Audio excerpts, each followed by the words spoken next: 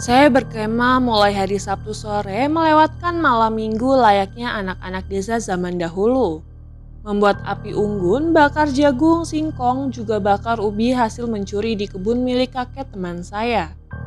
Malam itu semua berjalan lancar hingga sekitar jam 10 malam terdengarlah ada suara gamelan itu. Saya sudah mengerti dan sudah terbiasa akan pertanda tersebut. Saya cuma bisa berdoa dan saling pandang menebak apa gerangan yang akan terjadi esok. Esok paginya, hari Minggu, seperti biasa kami bangun subuh bersama menunaikan ibadah sholat subuh berjamaah. Kemudian berjalan bersama-sama di tepi danau sembari menikmati pemandangan yang indah dan sejuknya udara rawa pening. Di tengah perjalanan pulang dari danau, saya berpapasan dengan beberapa anak seumuran anak SMP yang berjumlah 5 orang. Mereka menuju danau. Mereka berjalan dengan gaya dan angkuh ala preman kampung yang merasa jago. Berjalan memenuhi jalan dan tidak mau memberikan jalan kepada saya, tetapi saya tidak ambil pusing saat itu. Saya hanya bertanya dalam hati, siapa dan dari mana mereka ini? Karena jika memang dari desa kami, tentulah kami mengenal mereka. Mengingat pada saat itu desa saya itu tidak seramai sekarang. Saya sendiri pulang menuju rumah nenek saya yang rumahnya tidak jauh dari stasiun Tuntang. Saat sedang asyik-asyiknya nonton film Doraemon, tiba-tiba terdengar suara kentongan yang dipukul dengan ritme 3 kali pukulan. Ritme seperti itu adalah suatu tanda bahwa ada seseorang yang kecelakaan atau tenggelam. Paman saya langsung bangun dan berlari-lari ke arah sungai.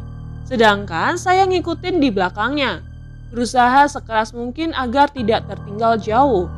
Dengan hitungan detik, para tetangga sudah pada keluar rumah, mencari titik kejadian yang mengakibatkan kentongan di pinggir sungai. Dipukul dengan ritme 3 kali pukulan. Di sana saya melihat 4 orang anak yang berpapasan tadi dengan saya waktu pagi. Mereka basah kuyup tergeletak lemas di pinggir sungai, ditemani seorang pemancing yang juga basah kuyup dengan nafas terengah-engah. Ya, hanya ada 4 orang anak. Berarti masih ada 1 orang lagi yang tersisa dan belum terselamatkan. Orang dewasa yang lain langsung menceburkan diri, menyelam di air yang keruh itu, berusaha untuk mencari anak yang masih tertinggal. Tapi sia-sia. Sudah terlalu lama, sudah tidak mungkin dia dapat diselamatkan.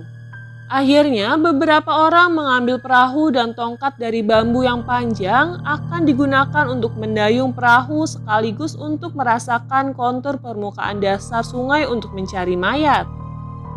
Mereka terus menyusuri di sekitar lokasi kejadian dan ke arah hilir. Jika saja mayat anak tersebut terseret arus sungai mengingat pada saat itu debit air sedang tinggi. Namun hingga jam 2 siang masih juga belum ditemukan. Padahal tim SAR dan beberapa orang yang dianggap pintar sudah pada datang dan ikut mencari si mayat. Menjelang sore sebut saja Lek Ipan.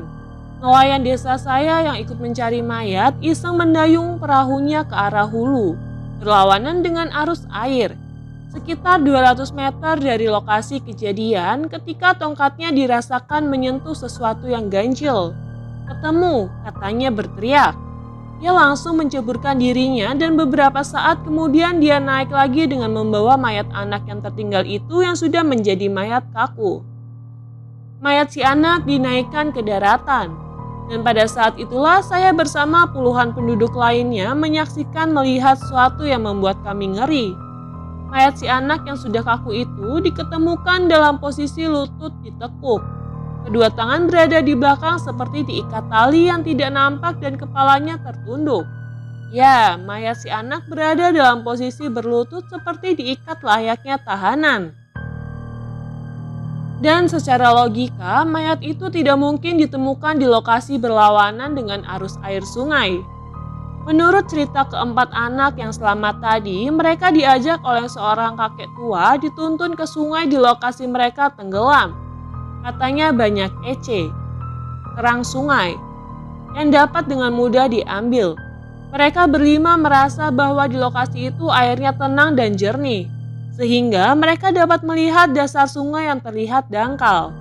Namun anehnya, saya dan teman-teman saya yakin waktu itu pada saat kami bertemu mereka, mereka hanya berlima dan tidak melihat ada kakek tua itu. Pemancing yang menyelamatkan mereka juga mengakui kalau dia hanya melihat mereka berlima datang ke pinggir sungai, yang langsung melepas baju lalu mencukurkan diri. Lalu siapa gerangan kakek misterius di danau Rawapening itu? Hanya Allah yang tahu. Yang saya tahu, pada malam itu Rawapening kembali memperdengarkan tabuhan gamelan.